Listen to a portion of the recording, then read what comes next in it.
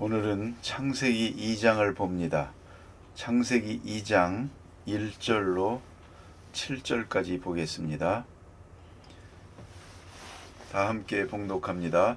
천지와 만물이 다 이루어지니라. 하나님이 그가 하시던 일을 일곱째 날에 마치시니 그가 하시던 모든 일을 그치고 일곱째 날에 안식하시니라. 하나님이 그 일곱째 날을 복되게 하사 거룩하게 하셨으니 이는 하나님이 그 창조하시며 만드시던 모든 일을 마치시고 그날에 안식하셨음이니라. 이것이 천지가 창조될 때의 하늘과 땅의 내력이니 여호와 하나님이 땅과 하늘을 만드시던 날에 여호와 하나님이 땅에 비를 내리지 아니하셨고 땅을 갈 사람도 없었으므로 들에는 초목이 아직 없었고 밭에는 채소가 나지 아니하였으며 안개만 땅에서 올라와 온 지면을 적셨더라. 여호와 하나님이 땅의 흙으로 사람을 지으시고 생기를 그 코에 불어넣으시니 사람이 생명이 되니라. 아멘. 먼저 주신 말씀은 천지를 다 창조하시고 완성하시고 안식하셨다는 말씀이 있습니다. 이것은 창조하시는 일이나 안식하시는 일이나 모두 우리 인간들이 본받아서 이루어지는 일이라고 생각합니다. 다 이루었습니다. 이제 끝냈습니다. 그러면 중요한 것은 안식하고, 그런데 계속 안식하고 이어지느냐? 아닙니다. 이것은 엿새 동안 창조하시고 하루를 안식하시고 그 다음대로 이어지는 것입니다. 그렇기 때문에 완성되었다는 말은 그 시작이 완성되었다는 뜻입니다. 모든 질서가 다 잡혔습니다. 그러나 그 이후로는 이제는 다시 하나님께서 새 것을 창조하지는 않습니다. 다시 말하면 창조의 일은 없습니다. 이제는 이미 만들어진 것들이 계속해서 성장하고 발전하고 변화해 나가는 것, 이렇게 창조하십니다. 그런데 안식하는 기간을 가지십니다. 하루를 쉬십니다. 이것은 모든 것을 매듭짓고 나가는 것입니다. 여기서 한 주간을 끝내고 그 다음은 다른 단계로 시작하는 것입니다. 그래서 하나님이 우리에게 주신 질서요, 보여주신 본입니다. 이 본을 따라 우리가 살도록 그렇게 인도해 주셨습니다. 낮과 밤도 그렇습니다. 낮에 일하고 밤에 쉬게 되어 있습니다. 그렇듯이 오늘 여기에는 크게 안식일을 주었습니다. 안식은 완성을 의미하는 것이요, 또 앞을 향해서 다음 주를 향한 시작을 의미하는 겁니다. 여기에 다 이루시니라 하는 말씀이 아주 중요한 의미를 가지고요. 그 다음에 안식일은 세 가지 의미를 가집니다. 먼저는 안식하셨다, 쉬었다는 뜻입니다. 하던 일을 쉬는 것입니다. 그런 쉬는 시간이 필요합니다. 이것이 바로 안식일입니다. 우리가 아무리 바빠도 좀 쉬어야 됩니다. 쉰다고 하는 축복을 주셨습니다. 그래서 물질에 매이지 않고 생활에 매이지 않고 육체와 함께 살지만 육체에 완전히 노예가 되어서는 안 됩니다. 완전히 매이는 것을 원치 않으십니다. 쉬어서 그것과 나를 한번 격리시키는 것입니다. 그것이 아주 중요합니다. 한번 뒤로 물러서는 것입니다.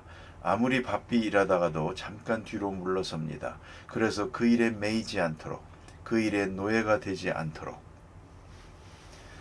좀 더 나아가서는 안식일에 대해서 생각할 것이 있습니다. 내가 내 힘으로만 하는 것이 아니요, 내 노력으로만 모든 일이 다 되는 것이 아니요, 그 위에 하나님의 축복이 있고 하나님의 은총이 있어야 되는 것입니다. 내가 할 수 있는 일은 여기까지요. 그 다음은 하나님이 도우셔야 됩니다.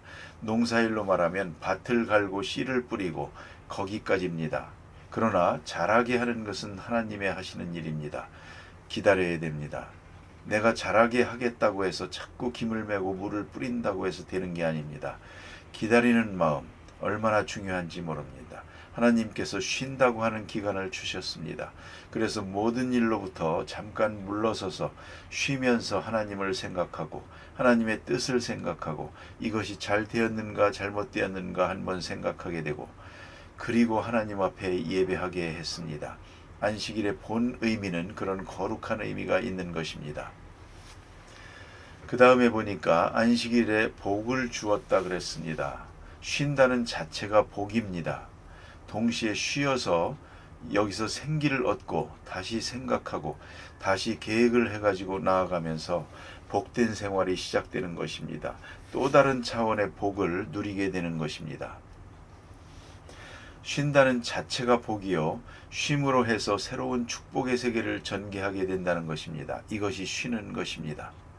하나님께서 복 주시는 것도 여러 가지입니다. 쉬라고 했습니다. 그런데 사람들이 이 쉬라고 하는 말도 거역합니다. 욕심이 너무 많아서 이것까지 안 지킵니다. 가끔 이런 분들을 봅니다. 병원에 입원해 있는 분들, 너무 바삐 뛰어다니다가 병에 걸렸습니다. 이제 비로소 쉬게 됩니다. 쉬면서 일해야 되는데 쉬지 않고 일했습니다. 그래서 어려움을 겪는 것입니다. 사람은 능력의 한계가 있습니다. 잊지 말아야 합니다. 운동공학이라는 책이 있습니다. 운동도 학문적으로 연구를 하는데 보면 이런 말이 있습니다. 어떤 운동을 할 때에 매일 하면 안 된다고 합니다. 무효라고 합니다. 일주일에 하루는 쉬어야 효과가 있다는 겁니다. 운동도 모든 일이 그렇습니다. 여러분이 아이들에게 공부하라고 합니다. 공부하라고 하는 것도 아이들에게는 노동입니다.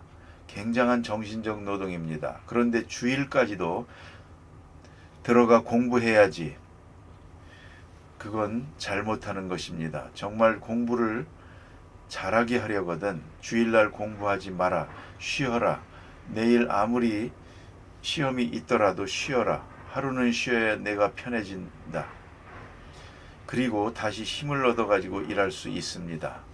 복으로 주신 안식일입니다. 그런데 주일날까지도 교회에 못 나가게 하고 고3이 어딜 교회 가냐?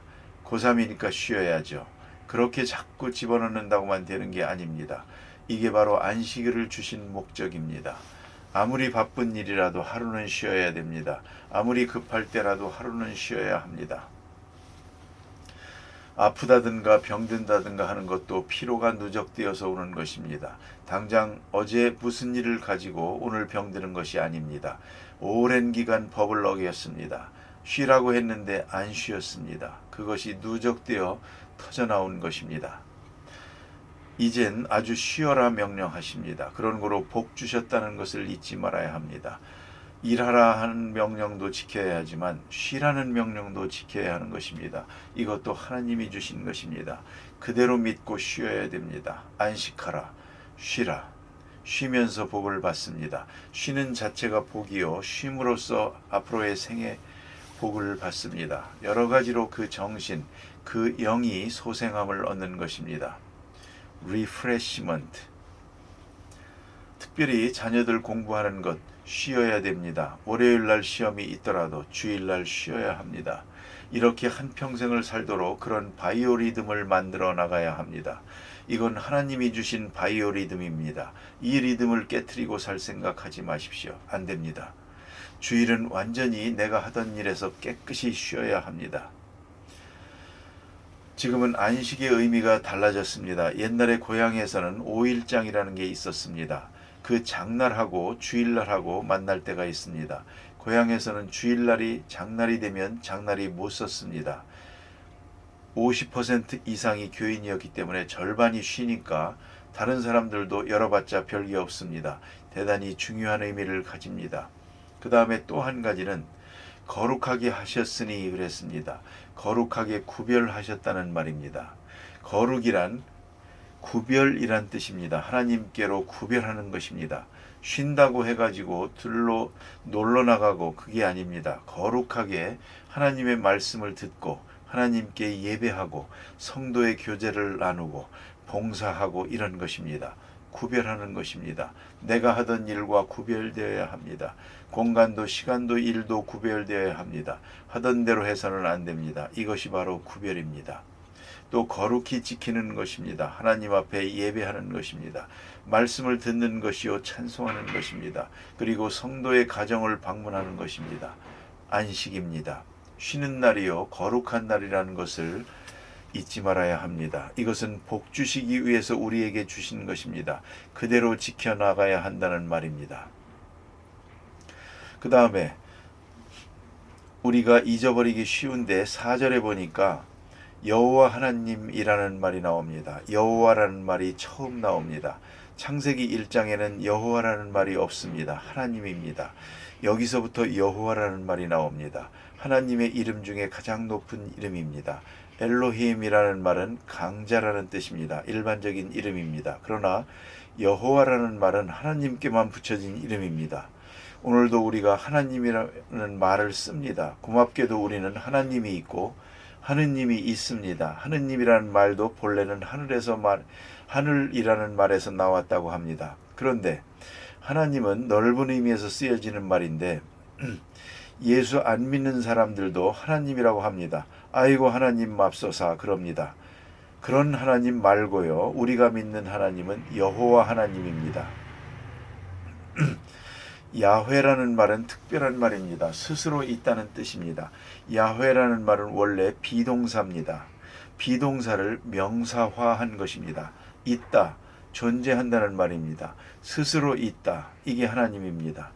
이건 누가 있어서 내가 있는 것이 아니고 내가 있어서 내가 있는 겁니다. 스스로 있는 것입니다. 여호와 하나님, 하나님은 스스로 존재하시는 분입니다. 그리고 1장에서는 남자와 여자를 창조하셨다 이렇게만 말했는데요. 오늘 본문에서는 사람을 만든 경로를 다시 설명합니다. 사람을 만들 때 흙으로 사람을 지으시고 그랬습니다. 흙으로 지었다. 흙이란 말이 아다마입니다. 지었다는 말은 빚었다는 말입니다. 원래 뜻은 모양을 만들었습니다. 마치 옹기장이가 질그릇을 빚는 것처럼 그대로 쓰지 못합니다. 한번 굽습니다. 그와 같이 하나님께서 사람을 옹기장이처럼 빚어서 만들었습니다. 어디까지나 흙이요, 흙을 재료로 해서 빚은 것입니다. 이게 사람입니다. 아담이라고 말하고 흙이라는 말하고 같습니다. 그 다음에는 생기를 불어넣었다 그랬습니다. 바로 이 말씀 때문에 원시적이고 유치한 해석 같지만 이스라엘 사람들은 그렇게 생각을 합니다. 사람이 뱃속에서 생깁니다. 이 뱃속에 있는 아기가 영혼이 있느냐 없느냐. 이스라엘 사람들은 전통적으로 어떻게 생각해 왔는고 하니 하나님께서 흙을 빚어서 거기다가 생기를 불어넣음으로써 사람이 된 것처럼 육체는 사람이 만듭니다. 동물성이요. 남자와 여자가 만나서 만들어집니다. 그러나 태어날 때 악하고 웁니다. 그것은 어디까지나 독립적으로 호흡을 하기 위해서이지만 그들은 생각합니다. 그 시간에 하나님이 생기를 확 불어넣는다고 생각합니다. 지금도 그렇게 생각합니다. 사람이 육체는 부모로부터 오지만 영혼은 하나님이 별도로 불어넣어 주시는 것입니다. 그게 언제냐? 세상에 태어나는 바로 그 시간이다. 그렇게 생각을 합니다. 그래서 몸은 우리가 있지만 영혼은 하나님이 개별적으로 하나씩 하나씩 넣어주시는 것입니다. 영혼은 하나님이요 독립된 것이요 내 것이 아닙니다. 나는 몸을 키울 수는 있습니다. 그러나 영은 어디까지나 하나님의 것입니다. 그런 의미에서 인간은 또다시 하나하나가 창조되고 있는 것입니다. 이렇게 설명할 수가 있습니다. 생기를 불어넣어 생명이 일어나면서 사람이 됐습니다. 사람은 동물적입니다. 흙덩어리입니다. 심지어는 흙에서 나는 것을 먹고 삽니다. 그래서 생명을 유지합니다. 그러나 이것은 육체의 생명뿐이고 영은 별도로 존재합니다. 여기서 우리가 생각해야 합니다. 영이 그 사람의 혼을 지배합니다. 그 혼이 그 사람의 몸을 지배하고 있습니다. 그래서 혼의 지배를 잘 받아서 움직여질 때 살아있는 사람입니다. 영이 그 정신과 혼을 지배할 때 건강한 사람입니다. 그런데 그 영이 죽어질 때, 제9시를 못할 때, 잠잘 때, 병들었을 때, 그때는 육체만 남는 것입니다. 창세기 6장에 가서 보면 사람이 육체가 되니라 말했습니다. 영은 다 죽고 없습니다. 하나님 보시기에는 하나님의 형상은 없습니다. 동물만 있더란 말입니다. 그래서 동물화된 사람을 쓸어버렸습니다. 그게 바로 노아의 홍수입니다. 그러니까 산 사람을 죽인 게 아니고 영적으로 볼 때는 죽은 사람을 장례한 것입니다. 오늘도 우리가 사람이라고 할 때에 생명이 있고 영혼이 있어야 사람이라는 점을 알아야 합니다. 그래서 사람은 복합적입니다. 사람에게 육체가 있습니다. 흙덩어리입니다. 그래서 뒤에 너는 흙이니 흙으로 돌아갈지니라. 죽을 때에 우리 영은 하나님 앞으로 갑니다. 이제 흙덩어리만 남습니다. 흙은 흙으로 돌려야 합니다. 안 돌리려고 해도 무덤을 만들고 해봐야 소용없습니다. 육은 흙으로 돌아가고 영은 하나님 앞으로 가는 것입니다. 이것이 인간입니다. 하나님이 별도로 창조해 주시고 개별적으로 주시는 영혼이 있어서 사람은 사람이요 존귀한 것입니다. 그러나 사람의 몸이 흙으로부터 왔다는 것도 잊어서는 안 됩니다. 현실성도 함께 생각해야 됩니다. 그리고 그 영이 몸을 지배합니다. 몸이 영을 지배하면 안 됩니다. 영이 몸을 지배해야 그것이 건강한 바른 인간입니다. 기도하십시다.